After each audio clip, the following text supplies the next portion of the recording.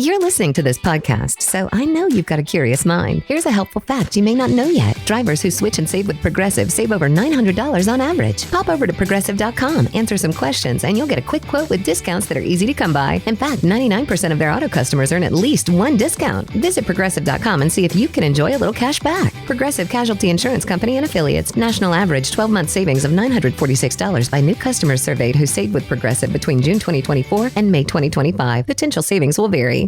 K-pop Demon Hunters Haja Boys breakfast meal and Huntrix meal have just dropped at McDonald's. They're calling this a battle for the fans. What do you say to that, Rumi? It's not a battle. So glad the Saja Boys could take breakfast and give our meal the rest of the day. It is an honor to share. No, it's our honor. It is our larger honor. No, really. Stop. You can really feel the respect in this battle. Pick a meal to pick a side. Ba-da-ba-ba-ba. At participating McDonald's while supplies last. Good morning, Christopher Robin. Oh, good morning, Winnie the Pooh.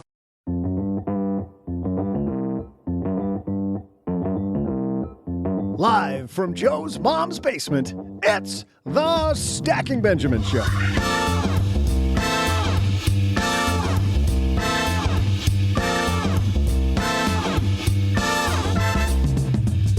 I'm Joe's mom's neighbor, Doug, and it happens to the best of us, but I'm stuck in a window. Yes, Winnie the Pooh style. Long story, tell you later, but luckily my mic has a long cord and Joe's arms aren't tired yet. Keep pushing back there, Ma! I may be stuck, but today we'll help you get unstuck with your money, and we'll list our top 5 parts of financial planning. In our headlines, Chinese stocks are rocking. Should you invest? We have thoughts. And since I'm stuck here in the window, why don't we make lemons out of lemonade and I'll share some very good trivia. Wait, is Winnie the Pooh even a bear? He's a Pooh, right? And now, 2 guys who will never let you get stuck in the hole of bad investment. It's Joe and O-G-G-G-G.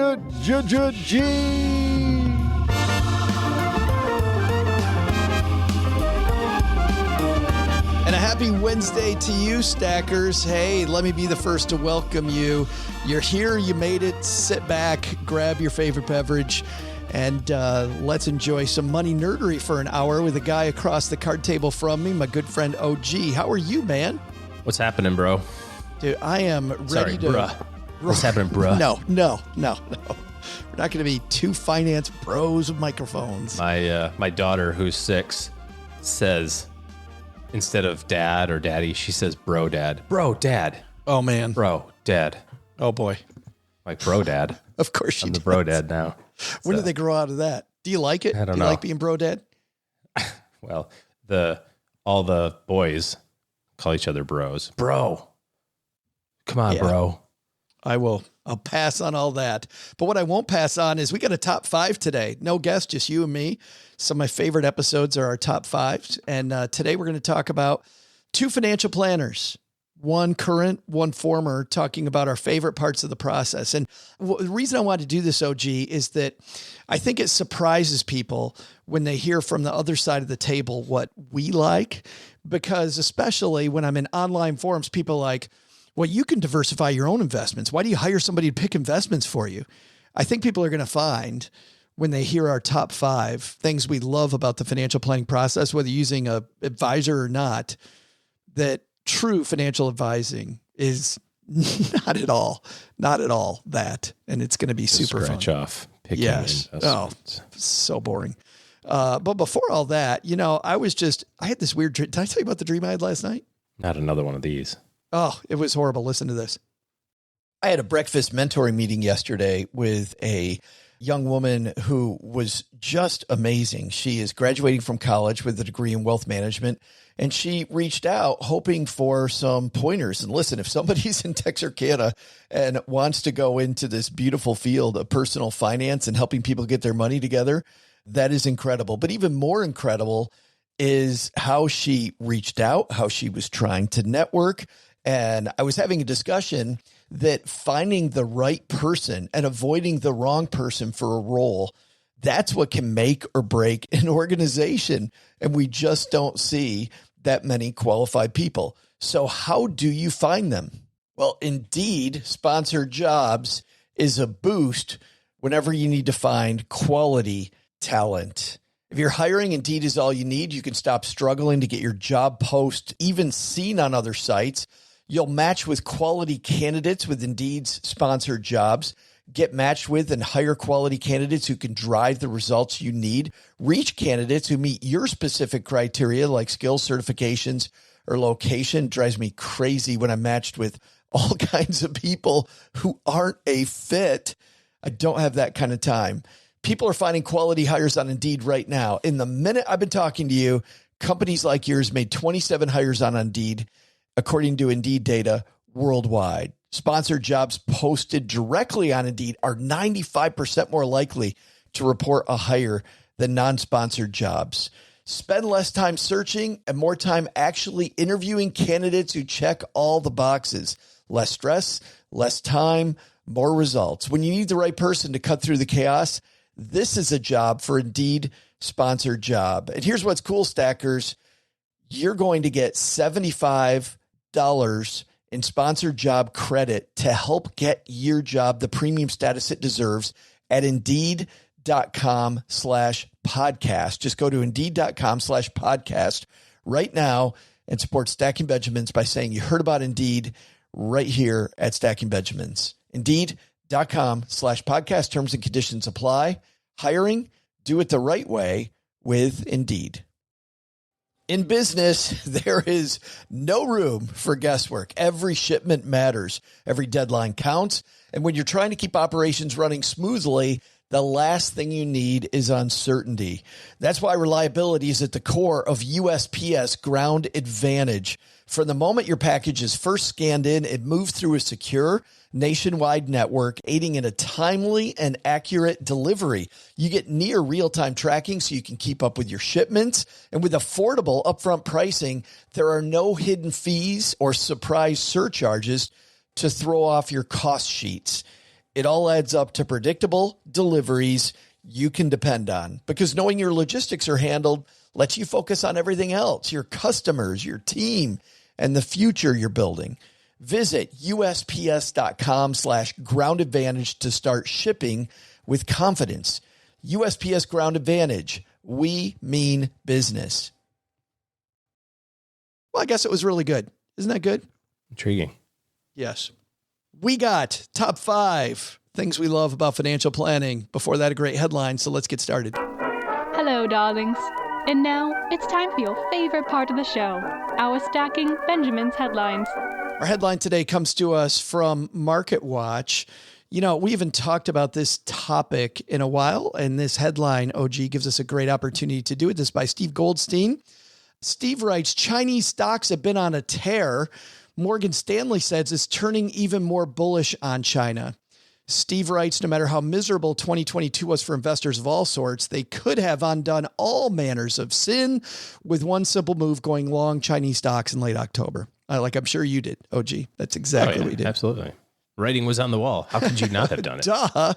The Crane Shares CSI China Internet ETF. China Internet ETF. So not just China, but we want to go China Internet stocks. Nice. Yes. Penny solar wind farms. Yeah. That's the next layer. Why wouldn't you have been in this area with 100% of your money? Has exactly double. Okay. He writes, rose 99.88% from its January 24th intraday low. Of course, no one in their right mind would have made that investment allocation. So here in the real world, the question really is how far the rally can go. Then they dive into the fact that this rally seems like it's going to be a long one, that this may last for a while. And then I started thinking, OG, you know how much I love emerging markets. I'm over diversified emerging markets in my portfolio. I read stuff like this, and I know the average person jumps on MarketWatch and goes, Chinese stocks. Okay, let's go. Let's buy the Chinese ETF. I'm in. Tell me, OG, why I might want to do that or I might not want to do that. Well, when you think about diversification and you're trying to decide how much money to put in different places, anything that you do that is above weighting it based on their production or their economic value to the entire economy, anything that's above that is your best guess is your market timing, right? It's your stock selection. If you said, hey, I'm going to put 20% of my portfolio in Chinese internet stocks, you're making a bet on that. And that doesn't mean that your bet will be incorrect, but it's overweighted based on what they actually produce relative to the economy, in the universe. So we do that already. We do that with home bias. If you look at the average investment portfolio of an American, they're mostly American stocks, right? And the argument, of course, is, well, a lot of these companies are international. So Coke sells Coke all over the world, right? But part of the benefit of being diversified internationally is you get currency differences, you get tax law differences, you get, economic differences, rule differences and all that sort of stuff. So when you look at an average person's portfolio, they're overweight US. Why is that? Well, it's home bias, right? If you look at the average Norwegian, they're overweight Norwegian stocks. Why is that? It's home bias. So we're already doing that to some degree. The question is to what other degree do you want to do it with some of these relatively small subsets of the economy, right? If you say, well, I want Chinese stocks, or now I want Chinese internet stocks, now I want Chinese internet Bitcoin mining stocks, you can kind of whittle it down. Yeah. Like, how much do you want to allocate to that? Because if you have a Chinese ETF, or like you talk about an emerging market ETF, you probably already have all that stuff. Sometimes clients will say to us, well, I really want to make sure that I own, some technology, or I want to own alternative energy stuff, or I want to own AI type, kind of the emerging things. It's like, well, that's already there. If you have a Russell 2000 small cap fund, you have those positions. You're just not overweighting them because obviously you're making a bet. You're saying, I think that this is going to pay off. And if you're right, then you benefit a whole bunch. And if you're wrong, you don't. So it's impossible to predict in advance what's going to happen with a specific sector or specific part of the economy or a country or an individual stock. And so since it is impossible, I can't see a better way than just saying, well, I'll just evenly split it amongst all of the profitable companies in the US or all of the profitable companies in the world based on their value to the economy. People talk about risk in the portfolio, and I don't think we think enough about the risk of second guessing markets or overemphasizing how smart we think we are. Well, I mean, it's it's like, who is the author, the radio personality who did the Lake Wobegon stories? My grandma used to listen to them, where everybody's above average. Yeah, Garrison Keillor. Yeah, so there you go. If you ask anybody if they're above average, I would venture to say that everybody says that they are. So by definition, some of those people are incorrect. And it's kind of the same thing with stocks. People get confused with this. They say it's impossible to beat the market. And I would say, no, it's not. It's not impossible. People do it all the time. Roughly a third to 50% of investors beat the market. The problem is predicting that performance in advance. And so if you can't predict it in advance, and the second part of that is it's not repeatable. So there's no persistence of that. So it's like if you did it 10 times in a row, there's no evidence to suggest that means that you'll likely do it the 11th. So if there's no persistence to it and there's no evidence to predict that performance or that outperformance in advance, and generally it costs a lot of money to do that, to try to outperform, it seems like a losing proposition to try. It doesn't mean you won't be successful, because there's plenty of people who try and who are successful. I was reading an article about the top hedge funds from 2022, and some of them were producing 50, 60, 70% returns. That's outperformance. It's significant outperformance. Does that mean that they're going to do it this year? Can we bet that they will because they did it last year? Of course not. Are the people who invested there super happy that they got it right? Yes, they are. They made half their money again last year. They're super excited about that. So you just have to weigh, I think, as you're looking at your investments, you have to weigh how much of this do I want to put in the hands of luck versus academic science and research that says that this is the path to success. Speaking of academic science, I think then the logical question people are asking is, okay, then where do I start from? If I'm not going to bet on China, or I'm not going to bet on, whatever the topic du jour is on Market Watch. This is today's. There was a different one yesterday. Yeah. Where do I start with? And that brings me to a piece I'll share in the show notes from Investopedia, which is what is an investment policy statement? Because I think this is a great place to start. Because an investment policy statement is this written draft that says exactly how you're going to manage your money. And really, how's the machinery going to work? I am going to have this allocation. I'm going to change it when these things happen.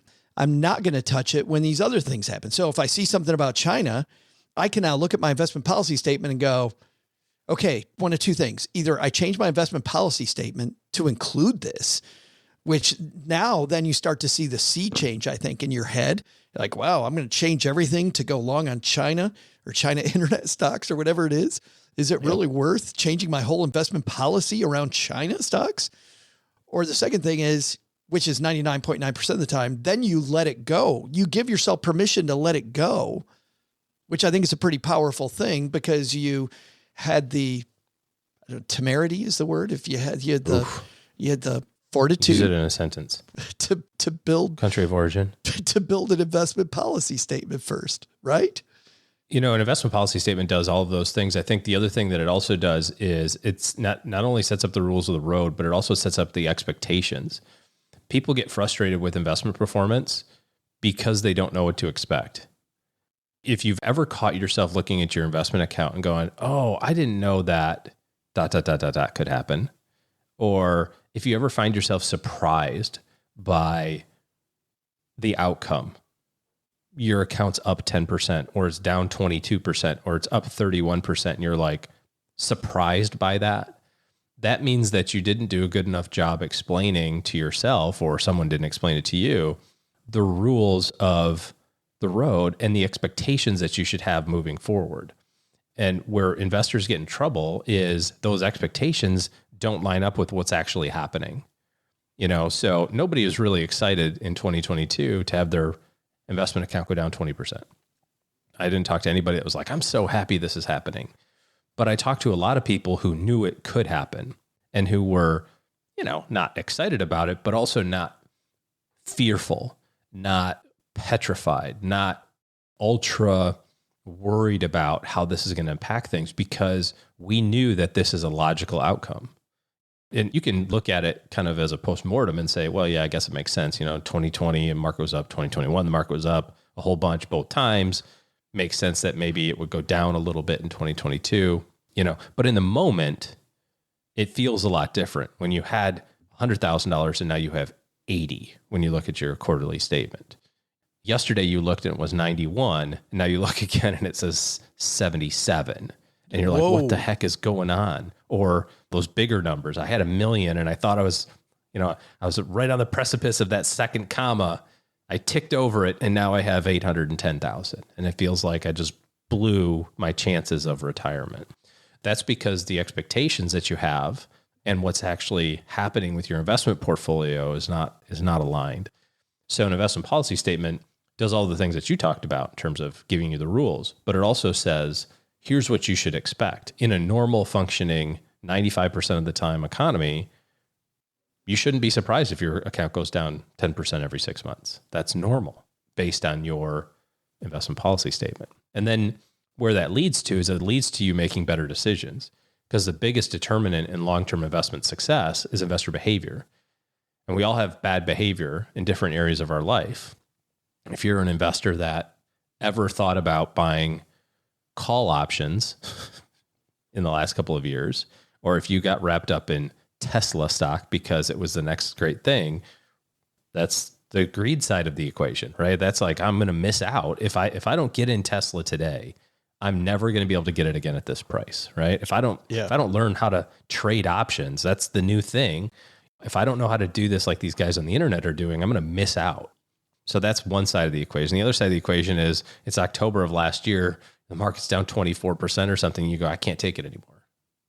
I'm going to do something different now. I'm going to put my money in Chinese internet stocks or something. Right. So, which actually would have been a good thing based on that previous article. Yeah. I love the idea of a monitoring and control process. And that's really the key to, I think, the investment policy statement for me. It's really quite astonishing to me to look back and look at the impacts of compounding. It's so hard to see in the short run, and it's so hard to see just over short periods of time with your money because you can't really make it logical in your brain. But Joe, you were born slightly before 1970, but 1970 was 52 years ago now, right? So if you invested $100,000 in 1970 in the S&P, how much money would you have today? I'm going to say 700,000. $700,000. 100,000 invested for 50 years.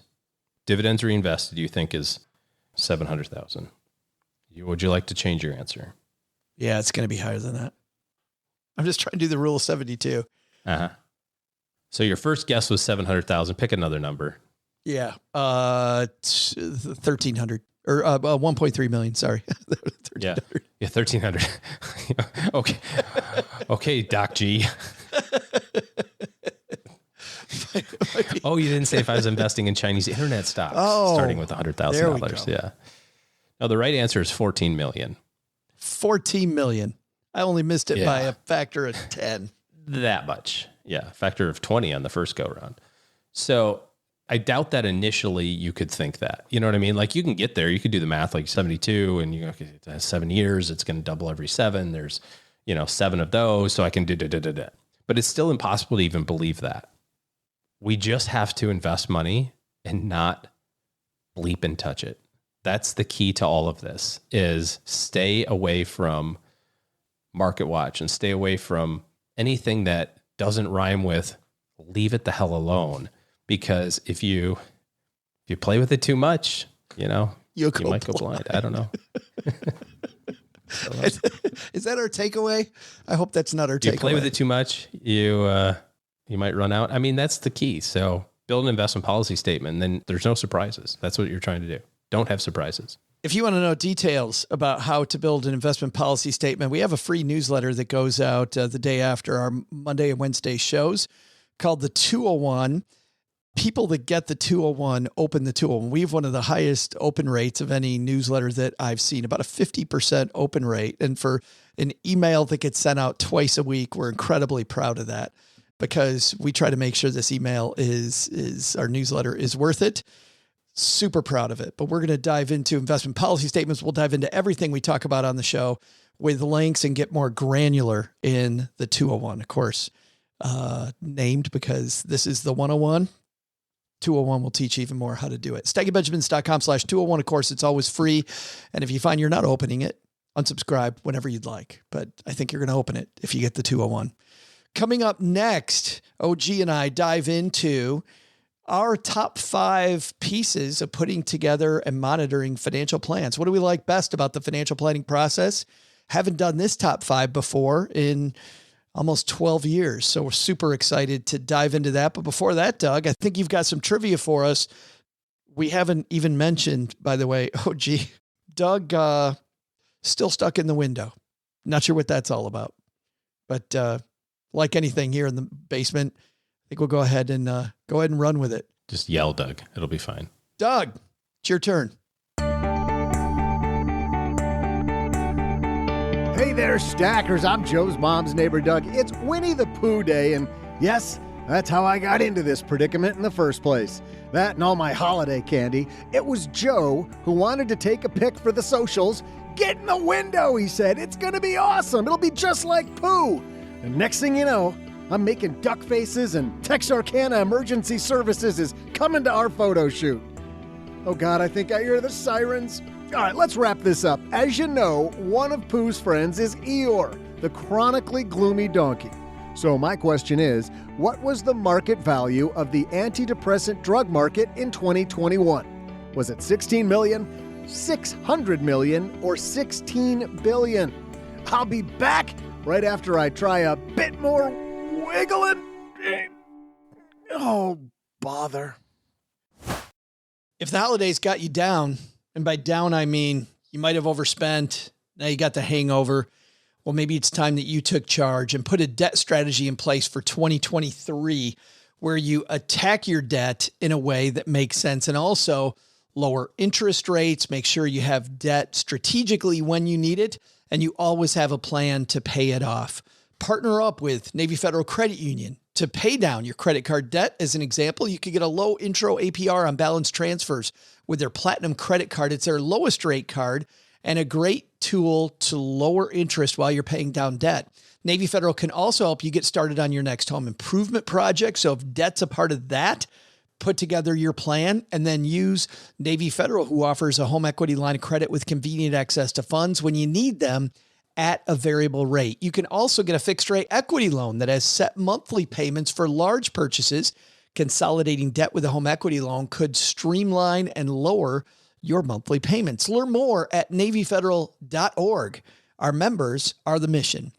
Insured by NCUA, Equal Housing Lending, membership required, loan subject to approval. Call 1-888-842-6328 for details about credit cost and terms. HELOC APR as low as 6.5% as of November 23rd, 2022.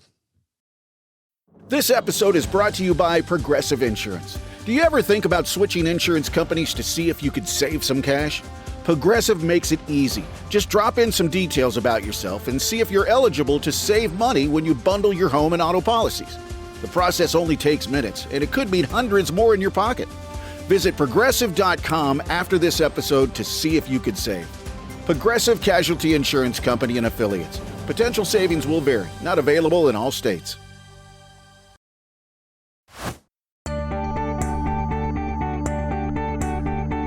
Hey there, stackers. I'm human wall cork, and this afternoon, dieter, Joe's mom's neighbor Doug. Poor Eeyore. It's not his fault. And thanks to better living through pharmaceuticals, he can get out there doing the happy dance with Tigger. So, according to Allied Market Research, what was the market value of the antidepressant drugs market in 2021? $16 billion. That's a lot of honey. And now, here with their top 5 favorite parts of financial planning, let's send this back to Joe and OG.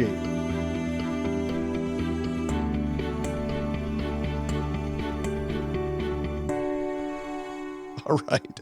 Always something with that guy going on. Hey, time for a big top 5. You know, the financial planning process, OG, is far more comprehensive, I think, than a lot of people think that it is. They tune into a show like Stacking Benjamins and they initially think that we're just going to talk about Chinese internet stocks all day. And as longtime stackers know, that's rarely the case. It's a lot more holistic. And I'm super excited to see really how holistic your list is. But I want to start with this. My list, looking through this, I wanted to talk about investment policy statements about Chinese stocks at the beginning, because my top 5 includes I don't know about yours, but mine includes very little about investing, like very, very, very little about, well, maybe investing, but not investment management. How about yours? Yeah, I might not have understood the assignment as well as you understood that. So we'll just run with it. I don't have any investing things on mine either, but yeah, we'll see if I did the homework correctly. Well, what I like about this type of homework is, favorite's subjective anyway. So I don't think there's going to be a right or a wrong approach to this thing, but it'll be fun. Yeah, I'm glad you say that now. You might, when we're done, you might say, okay, that was the exact wrong approach, actually. I haven't seen your list. Obviously, you haven't seen mine. We're going to run with it. Do you want to show me yours and I'll show you mine? Pass on that. We'll just expose them as they come up. It's getting bad in a hurry. All right. Mr. UK announcer, let's do this. Number 5. You want to go first? You want me to go first? First, I don't care. It's fine.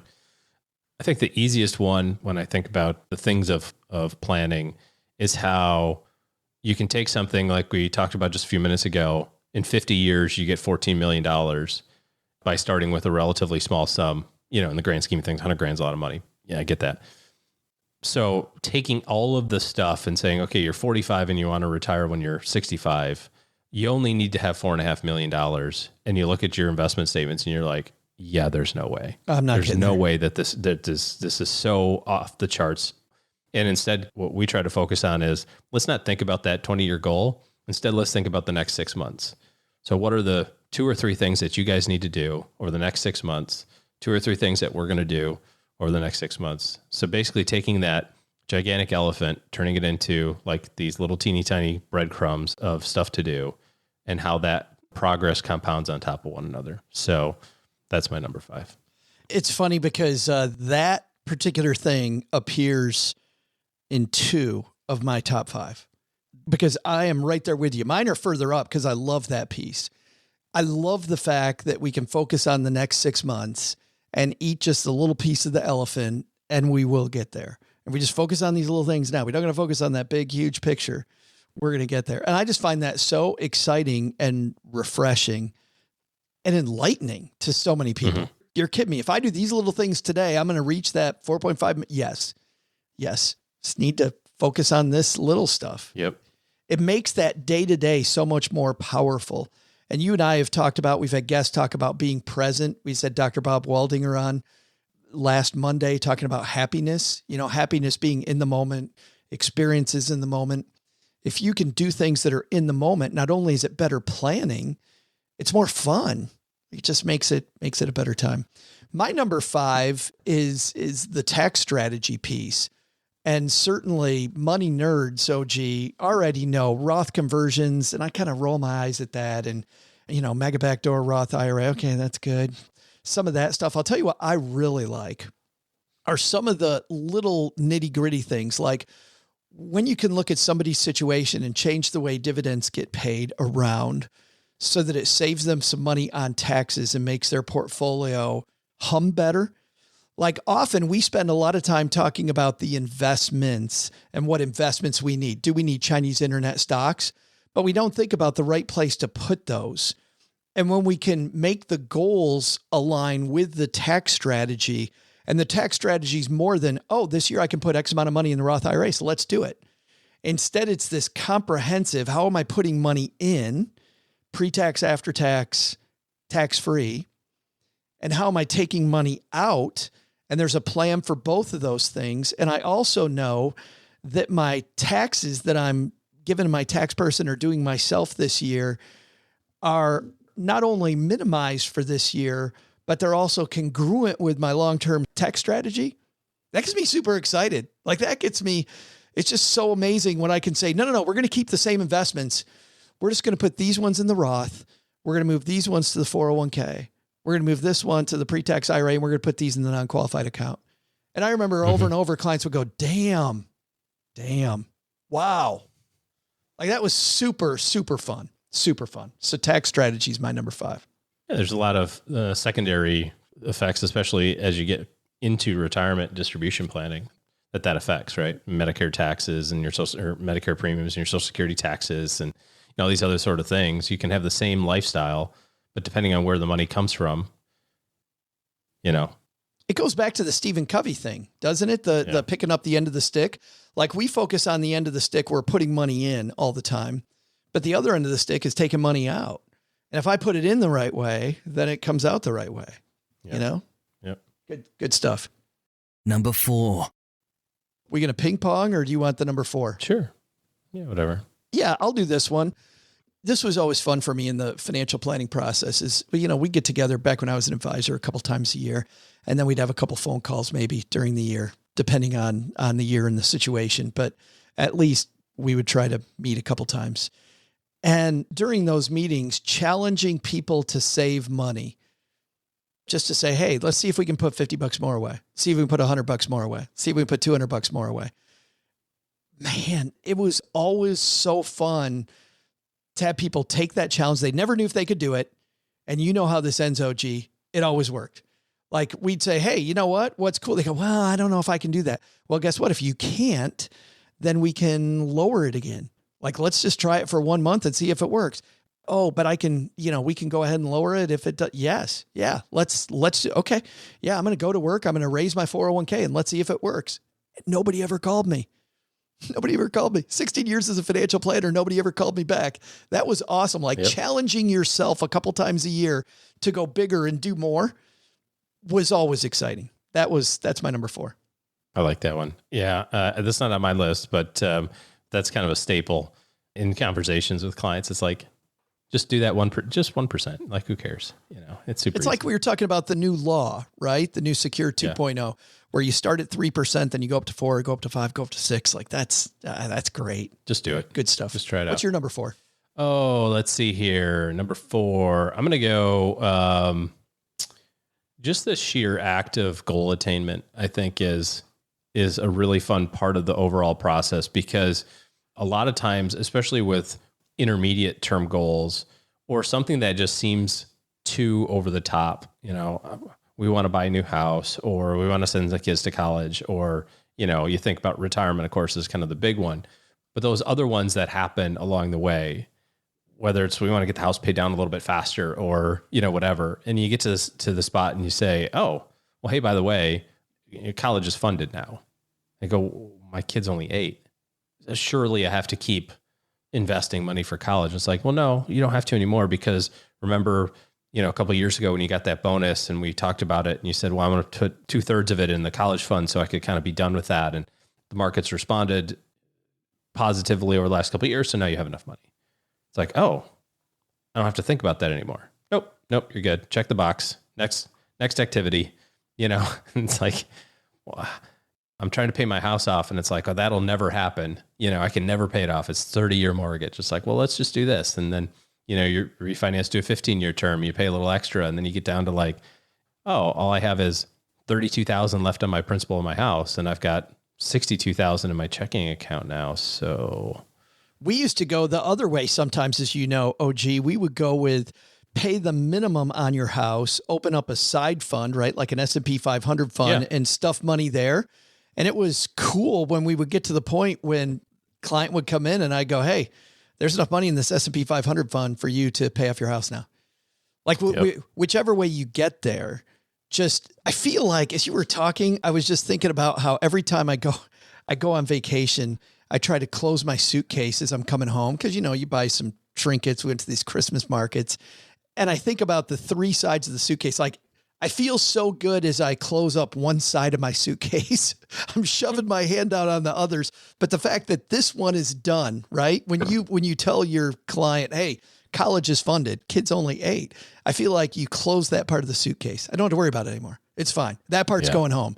That part of the plan is going home. Now I can shove even harder on the next part of the suitcase to try to get that part squeezed in. Try to get the rest of it in there. Yeah. No, that's good. Goal attainment. Number 4. Number 3. We'll just go back and forth. So for me, number 3 is your number 4, I think, more along the lines of complex problems. There is some truth to and we have to be respectful of this. You and I have talked about this on the show. We're like, hey, didn't we cover this before? Do we have to talk about it? You know, financial planning is a lot like your daily dose of vitamin C. And preaching the good news of financial planning and the stuff that we talk about is you don't retain it. You know, it's like vitamin C. You could take all the vitamin C in the universe today, and tomorrow you'll just pee it right out. You know, you have to take it again tomorrow. You know, you just have to. Some of the stuff that we talk about, you know, 12 years ago, there were 24-year-olds today who were 12, you know, that didn't know that Stacking Benjamins existed. So they're just starting their journey and going, I don't know anything about this stuff. Where do I start? The monotony of that, we got to have a lot of respect for, because for us, it's the 700th time we've talked about put money in your Roth and it's $510 a month, like whatever, just do it. You know, it'll be fine, and add 1% to your phone. We've said that 7,000 times, but it's the first time some people have heard it. That being said, for me personally, I really like it when it's like this gigantic puzzle of chaos, you know, whether it's just too much stuff going on, too many goals, not enough money, too much complexity, whether it's things like, oh, I don't know. I mean, you could have, hey, we're doing this and we've got this inheritance and we've got these, you know, this complex tax issue and we're business owners and we have employees and all of this stuff, and taking it and turning it into, you know, how do we get each one of these things to work together? Because financial planning is not, like we said at the very beginning, it's not just investment returns. And a lot of people get frustrated with their advisor when all they do is talk about money, talk about investments, because that's one of the areas of financial planning. But when you make decisions in your investment plan, You're making decisions, you're having effects in your tax plan, you're having effects in your estate plan, you're having effects in your cash flow. And if you don't know how all of those things work together, I think you're doing yourself a big disservice. So being able to kind of take all of those different pieces and have an idea of how each one of them interact with all the other areas of your financial life, kind of that complexity, I think that's the most fun that I have doing planning now. Yeah, I love making it all dovetail, seeing all these things which are going all different ways and making it all streamlined. And we know that it's almost like, YNAB, where every dollar has a purpose, right? Mm-hmm. Ahead of time, that type of a budget. For people who don't know, YNAB is a popular budgeting system where you budget out every dollar before it even enters your wallet. So you know exactly it's got a job before it goes out. It's kind of like that on a macro scale, on a planning scale, that you're doing the same thing, which is funny because that's very close to my number 3, which is in my book, Stacked. I begin chapter 1 with timelining out your goals. And timelining goals was always one of my favorite things to do. And that's my number 3 for the very much the same reason, OG. We have all of these different goals and ideas and things that we want to do.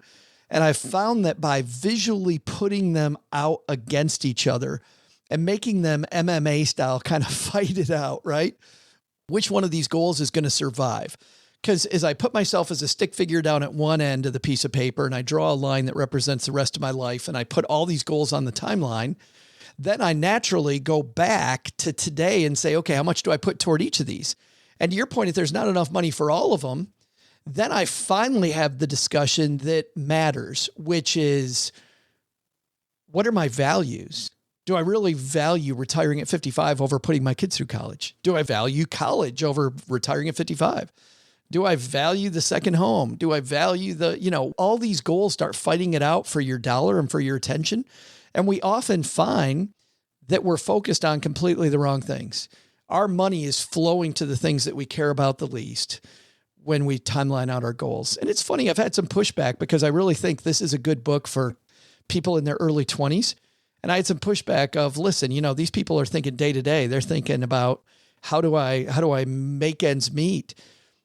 I was there. And if I had started earlier on thinking about what are these long-term things that I'm trying to reach, if I had focused more on that in my early 20s versus what I did, which was just think about the next paycheck and the next dollar I could spend and how I could screw it up more, man, I would have been so much further ahead. It was so much further ahead. Like if you ever want to get out of that day-to-day thinking, if you're listening to this and you're in this day-to-day thinking, start timelining out your goals, timeline out the big stuff. It'll frustrate the crap out of you, by the way, because you're like, I can focus on none of this. I got to focus on how to eat tomorrow. That's fine. But that first extra dollar you finally make when you make a break, when you get a break, you're going to put it in the right spot. And that win will then propel you to more wins. So I love this idea of timelining your goals. And the ahas that people got when we would show them where the money was going versus what we valued was a big aha. Super fun. Yeah. Add to that the other people that you care about in your life. So if you put your OG's 45 and then you put wife, kids, grandmas, grandpas, and you start putting timelines on the different college for the oldest and weddings and, that sort of stuff, you go, holy crap. This lines up the same time that all these other things line up. Like I thought I was 15 years from now going to be buying my vacation house. It's like, well, no, because that's when my daughter's going to college. I got these other priorities. Yeah. And for the first time ever, you're thinking about the fact these are happening at the same time. Yeah. Possibly. Yeah. I'd like to retire in 15 years. Nope. Psych. You'll have a junior in college. Nice try. Well, and that's why between your number 3 and my number 3, that's why I think it's so much more valuable than just writing your goals down. We hear this, especially this time of year, write your goals down. No, man, just timeline them out. It helps timeline too, them out. For sure. Number 2. My number 2 is the other half of what we've been, your number 5, also your number 3, which is milestones. I love milestones for these big goals. To your point, when you say, if we focus on these things the next 6 months, what I liked about this, I would have my team put together, OG, where my client needed to be by today. And my client would come in and often they'd be, oh, did you see all the nastiness going on in Congress lately? It's all crazy. I don't know what the heck they're doing. Oh, the stock market. Oh, the economy. I don't know what's going on with the Fed's all this stuff. And I go, well, hey, okay, all that, if you want to, we'll talk about that later. But today, right now, I had my team put this together. When you add up all your money, we need to be at $62,000. Oh, okay. How much is in your 401k? Oh, I didn't look that up. Let me look it up on my phone. Oh, look, I'm at whatever. How much is in your Roth IRA? Oh, this. Oh, I've got these other numbers. And you put those numbers together and you're like, okay, we're at 61.5. We're $500 behind. $500 behind what? Oh, you know that $4.5 million we need to get to? Yeah. We're $500 behind. So we can do one of two things today. We can talk about Congress, the economy, the Fed, Chinese internet stocks, or we can talk about how we find $500 because that's all we need. We got to keep doing the things we're doing and we got to find $500. And all of a sudden we switch from all this, excuse my language, we switch from all this bull to the stuff that we can actually control. And the whole milestone thing twice a year was just a godsend. It was so fun. And the celebration, when we were ahead, we'd go, okay, do you want to take a break for the next 6 months? What are you talking about? Well, we're way ahead. Why don't you go ahead and take the trip to Italy? Oh, we could save less. Or we can step on it. Like you were saying earlier, Junior's 8 years old and we already have it locked down. We can lock this thing down early if you want. You can stop saving later. Take a break, stop saving later, maybe lower it permanently for the rest of your life. Like which of these do you want to do? Wow, I can choose. Yes. Yeah, we can do any of those things. Super fun. Milestones was my number 2. Coolio. Number 2 for me. Back to the complexity piece and thinking about like how all this stuff works together. It's always super profound how the right answer is often the simplest answer. You know, we were talking about investments earlier. You get the statement from the stockbroker and it's 382 pages for your 7,000 positions that you own that they're day trading to justify their existence. And it's like, well, I mean, basically you just own the S&P, right? Like you own 500. Like I get why direct indexing looks cool on paper, but I also can't understand for the life of me why a normal person would do it. Like I get it. I don't need somebody to sell me on it. But for 99% of the population, buying SPY is exponentially better than buying an equal weighted or a market weighted, allocation of all 500 stocks in the S&P. It doesn't make any sense to me. And the same thing is true with all of these other things. It's like we can make it very complicated to accomplish our goals. We can make it very complicated to invest money, very complicated from an estate planning standpoint. And behind the scenes, I think that's okay. Like it's okay if your plan is complex, but the implementation of it needs to be simple. You're talking about breaking it down into like all this stuff that's going on. All I need to do is focus on the next $500. It's like all of the complexity of a multi-generational estate plan. I mean, I've got one. It's like a binder that thick. And yes, I've read the whole thing to make sure that it's the way that I want it to be. That's insanely complex. But the implementation on it is we need to sign these forms. We need to open this account and buy this life insurance. Like that's the simplicity of how do we make all of this stuff happen? You think about how is the complexity of financial independence with multiple income streams and, all the taxes and all that sort of stuff. Like all that boils down to today, back to kind of our 6-month thing, check-ins, milestones, everything that we've talked about is today we're going to put 15% in your 401k in this allocation and you're going to write a check for $6,500 for your Roth. That's the simplicity of your plan. So I think it's perfectly fine to have lots of complexity behind the scenes, but from an implementation standpoint, we want it to be very simple. And simple is better than complex. No, I remember the Wealthy Barber, one of my favorite all-time books on finance and talking about how your basics of your plan, which could be complex on the inside, but if you can't write the gist of your plan on a cocktail napkin, you're doing it wrong. it should be cocktail, napkin, a bowl. And I totally believe that you should be able to explain your plan. If you have an advisor and you can't explain your plan, you've no idea really what your plan. It ain't your plan. It's their plan. And I think that's important, no matter how complex it has to be because of your net worth or whatever the things are. What I also loved about this, OG, about when you were talking was how important does that make it then, even if it's not an advisor, if it's just a friend, to just share like your goals with somebody else or share like what you're thinking with somebody else? Because how many times have you had all this crap in your head?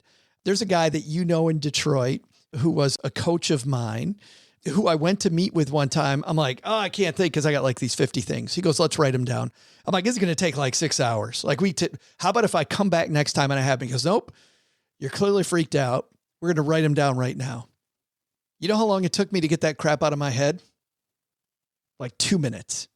Right. Like there were clearly 3 things that were clogging all Joe's wheels that were so big in my head that once I wrote them down, just telling it to somebody else took this complexity that I thought and made it far simpler.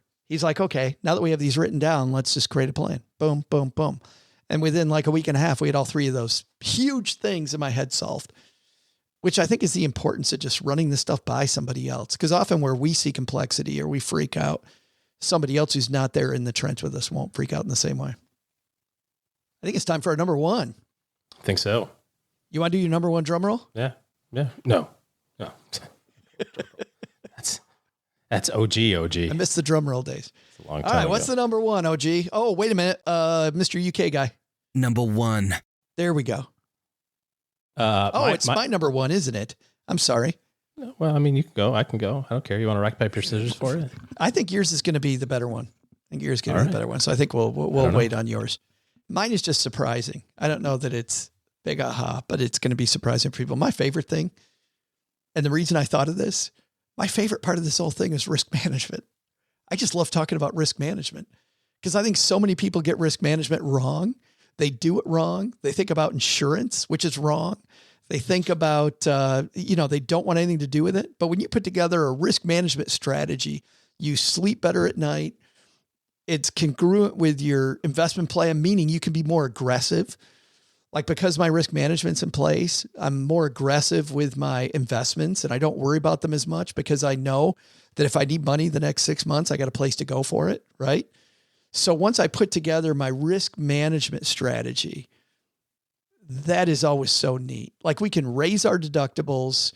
I've got money in an emergency fund. Whenever I see people cut corners on these things, it kind of cracks me up. And we've been fighting this fight for almost 12 years now, OG. Why do I need an emergency fund when it doesn't earn anything? You've got the ROI in your emergency fund all wrong. ROI in your emergency fund is fewer dollars that you're paying to premiums, fewer dollars in conservative positions in your investment strategy, just in case, right?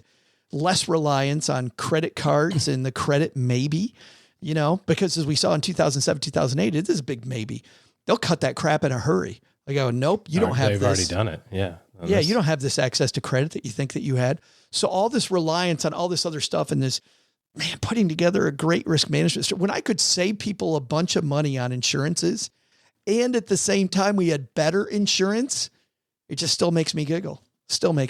My favorite part of this whole thing, risk management. Yeah. Nobody makes a really good decision when there's a lot of emotional stress going on. We were watching the national championship football game a couple of last week. And you mean the national championship blowout? Yeah, exactly. The national blowout. The Georgia senior night is what they called it. Right. Nick Saban was one of the commentators early in the pregame. And he was like, they're like talking to him like, well, how are the players feeling? Are they nervous? Are they excited? Are they emotional? And he's like, listen, if you're too emotional, you make bad decisions. If you're too jacked up, you're making bad decisions. And that's the same thing that happens with your financial plan. If something bad happens, if you haven't game planned that already, you're going to make a bad decision because you're too emotionally charged in the moment. You think about like the terrible things that can happen that end up turning into money issues, right? Somebody gets sick or hurt for a period of time, or, you hit by the mail truck or something like that. You hear these things and you go, how did that person make that decision?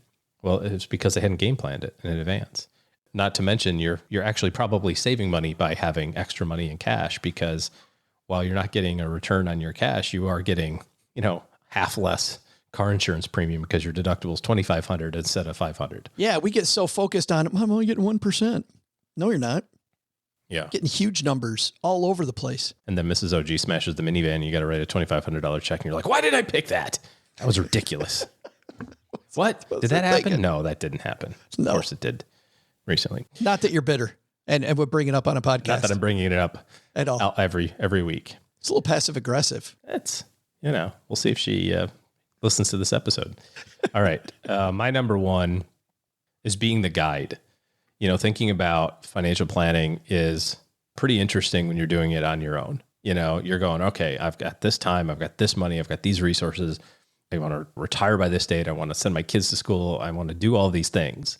And you've got your life to live. And I've been lucky enough to have been doing this for now almost 25 years.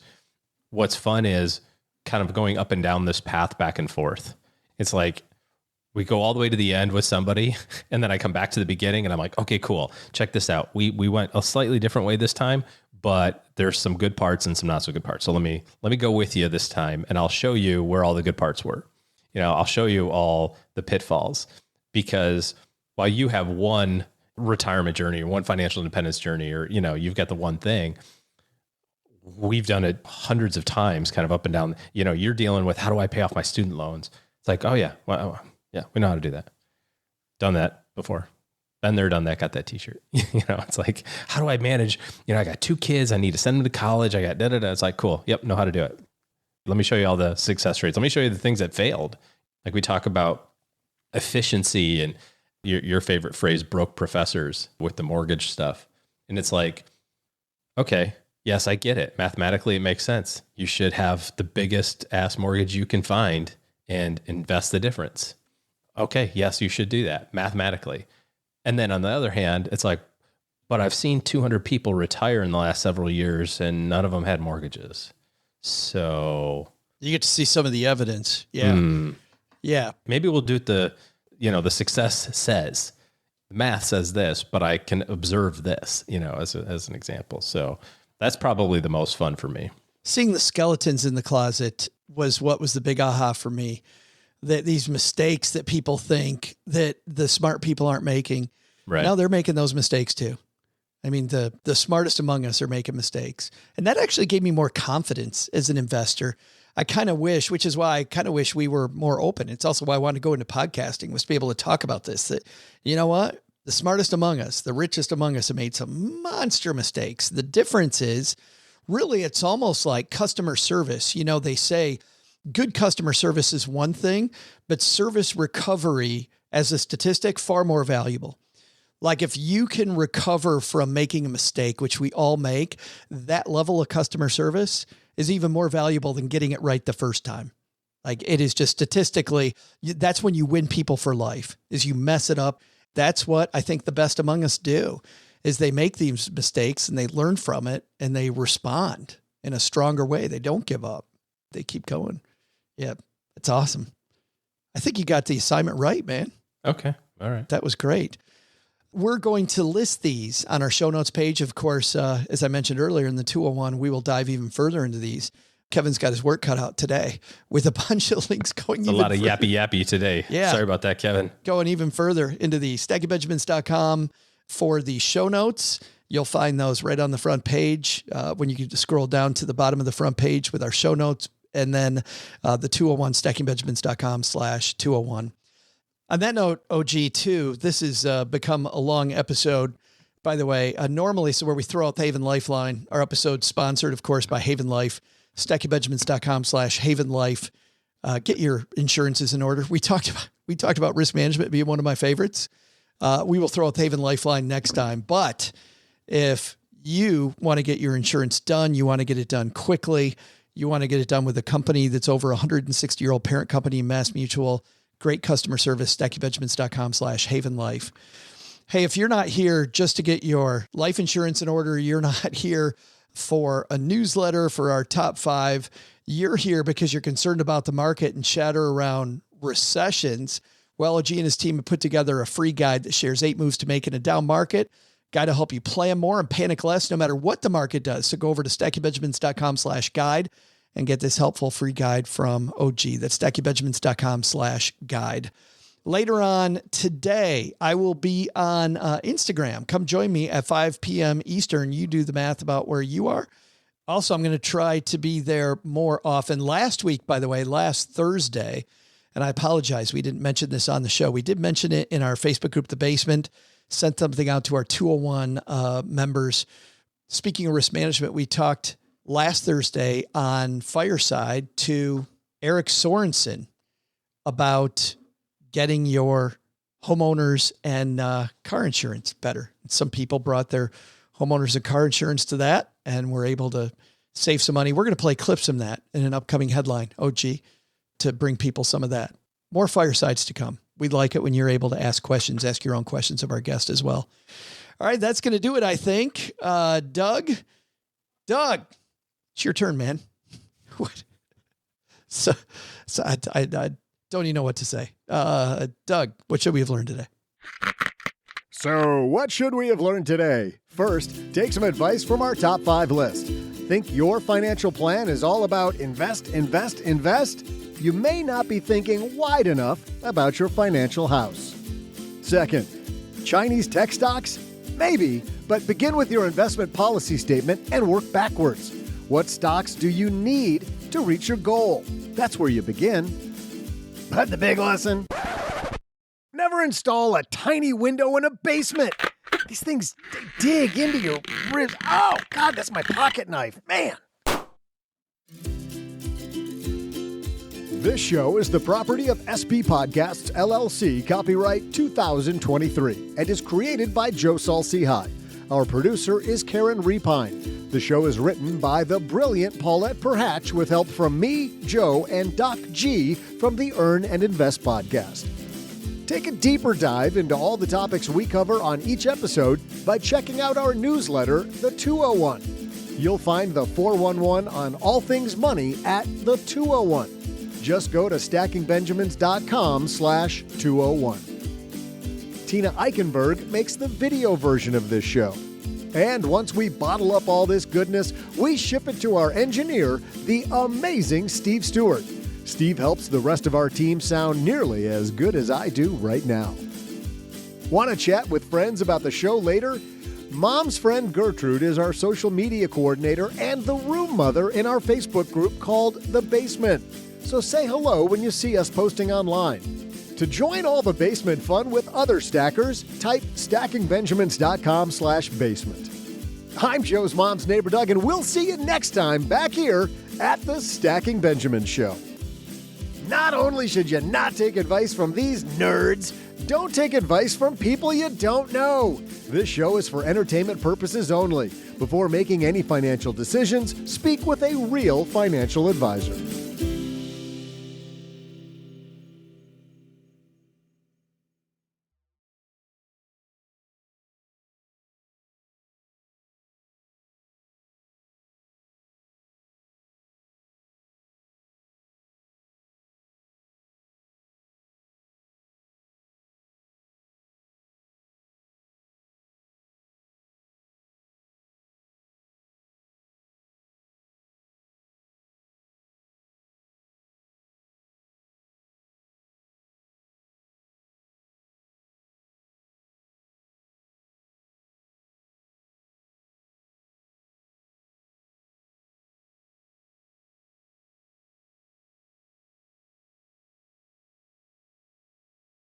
Welcome to the after show. This is the part of the show that doesn't exist. If you're new here, what happens in the after show stays in the after show. We talk about all kinds of stuff. If you're here from Money Talk, we're done.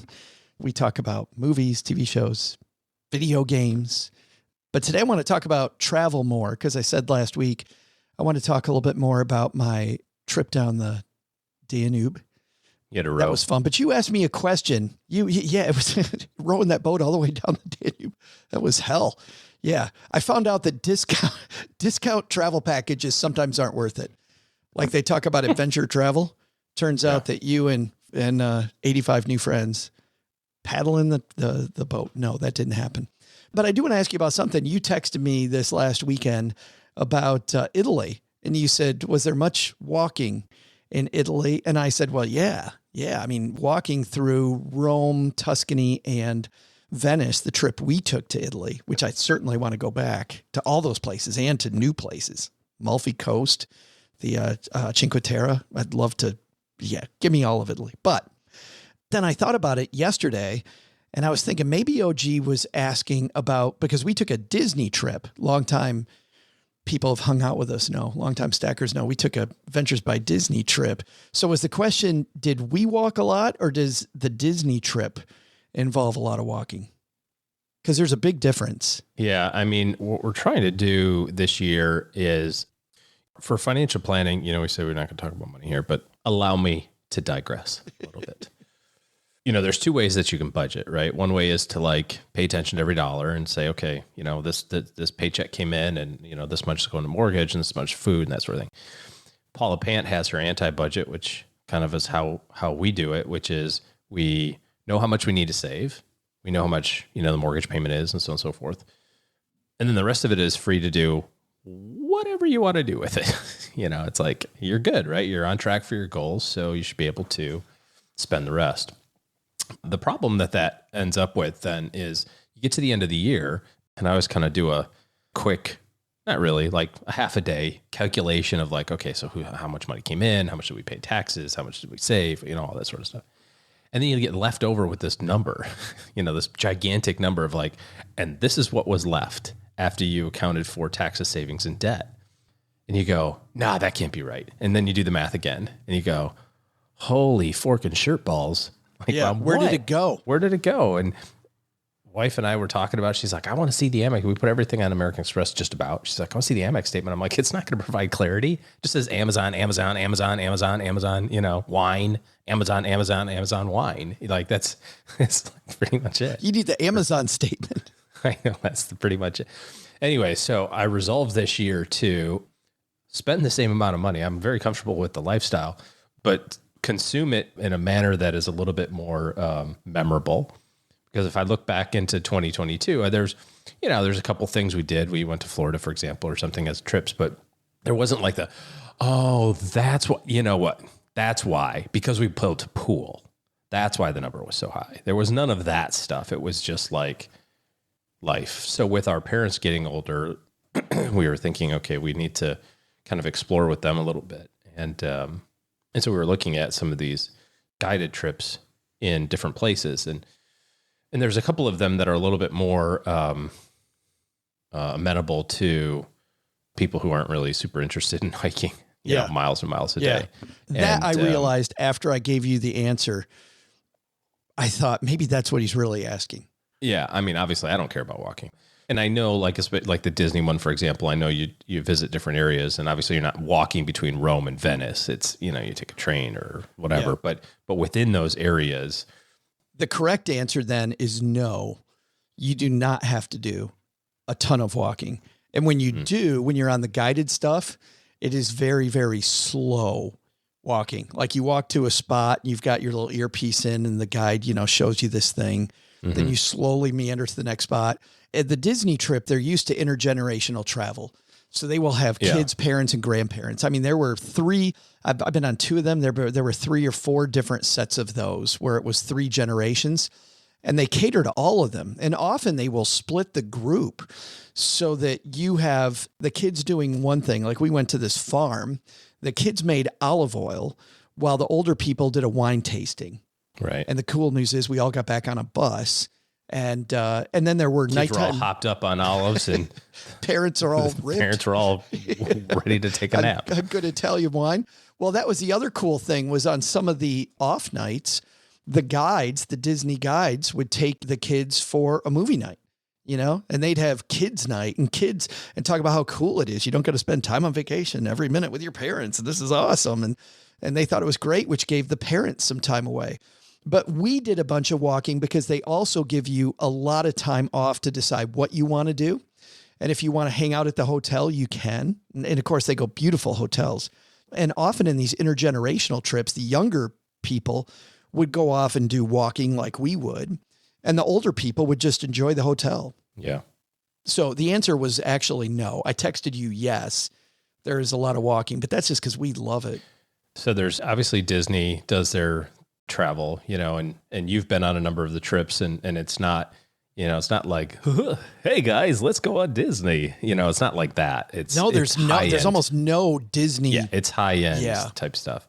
And then I was looking at Abercrombie and Kent, which is another high end travel company. And if you really want to know kind of how the other half lives, start searching that stuff up where it's like, oh, did you want the private jet tour of Asia? It's like we're limiting this to only 47 people who can write $200,000 checks. So, right. It's like, holy crap. Ours wasn't that big, dude, but the trip we took to Jordan and Egypt was still the most expensive one I've ever taken. And it was Tauck, Tauck, which is a high-end travel company. The thing that you've got going for you is that you're writing checks for 2. I'm writing checks for 5 plus 2. Well, but here's the thing let me tell you what I didn't like about Tauck. Tauck was too guided. It was too on rails. It was too rich. It was like wealthy experience, and I wanted to get in there and mix it up, and we didn't mix it up enough. Now, because it was Jordan and Egypt, and I wasn't sure about what was going on in those areas, I don't speak the language. I don't know it. Luckily, in Amman, as you know, I have a niece that came, and she'd lived there for 2 years. So the first couple days, having our niece take us around was amazing, and we got to go into all these places. And by the way, it was pretty funny. You're in the middle of Amman with this woman who's 27, 28 years old, and she's maybe 5'2", and people start talking to us in broken English, and she, in perfect Arabic, speaks back. The level of shock over and over everywhere we went was incredible. There's a YouTube channel. I think we've talked about it before. I think it's something like White Girl in China or White Girl in Japan or something like that. It's something like this quintessential American looking young lady who's probably in her 20s, speaks perfect Mandarin, speaks perfect Japanese with the perfect accent and dialect for whatever region she's in. And she videotapes walking down the street and, the cat calls and, all that stuff. And she's like, oh, he just said that I have a nice rear end or something like that. And then she'll turn around and say something back to him in Chinese or in Japanese. And they're like, like just kind of like shocked that they can put it together. I'll tell you I need you to explore this for me because you have more of an adventure spirit. You need to try Elsewhere as a travel company. I've seen some reviews on it. I've seen some kind of paid sponsorship stuff where, you can kind of sort of trust it, but then you also know, hey, they're getting a little vig for that. Right. Right. So it's elsewhere.io. And you tell them basically what you're into, generically where you want to go, how long you want to be there. And then they create a trip unique for you. So if you're like, I need some spa time at the 5-star hotel, but I also want to go zip lining or I want to go hiking up the mountain. They go, cool. On day 2, you're going to do this. On day 3, you're going to do this. And they just, boom, put it all out so that you get like one of everything. So check that out for me Elsewhere. I will. I just pulled it up on my browser. I also have no idea how much it costs. So maybe that's why there's not a lot of talk on it. Well, I definitely, having been to Europe a few times, we went much more discount this time. And I will tell you that Emerald Cruise Lines, nowhere near as expensive as like a Viking cruise or some of the, the Tauck. I saw the Tauck cruise. Our stateroom was a fraction of the size of the old one. I loved it. I thought this company was fantastic. It was so good. And it was a short cruise. It was the first time, at least this is what they told us, the first time they'd shortened the cruise, cut it in half, and just focused on Christmas markets. And so we only did 4 cities. We started in Budapest, and then we went to Bratislava, which is the capital of Slovakia. Then we went to Vienna, spent way too little time. I've been to Vienna before. I would love to spend forever in Vienna, but spent a little time there, cool, and then extended in Prague, which I'd never been to, and Prague was amazing. It was just fantastic. But Emerald Cruise, I'm going to write a full blog post on this, OG, for people about the differences between Tauck, because frankly, while I would definitely, knowing that especially Egypt has just opened up to Westerners again recently, I would still take a, red carpet kind of cruise. Right. I did get frustrated. I got kind of frustrated that I was being really pampered and babied instead of really immersed in it. And that was the downside. Disney, I never felt that way about it. Well, I kind of did sometimes in Southeast Asia. but Disney still would let us go off on our own a fair amount and go explore. Every time we went to explore with Tauk, they freaked out. They literally freaked out. Like, I don't know. You want to, and then like in Cairo, we went to the bazaar. Maybe there was a good reason why they freaked out, but man, some of my favorite parts of Egypt were when the travel company just left us alone.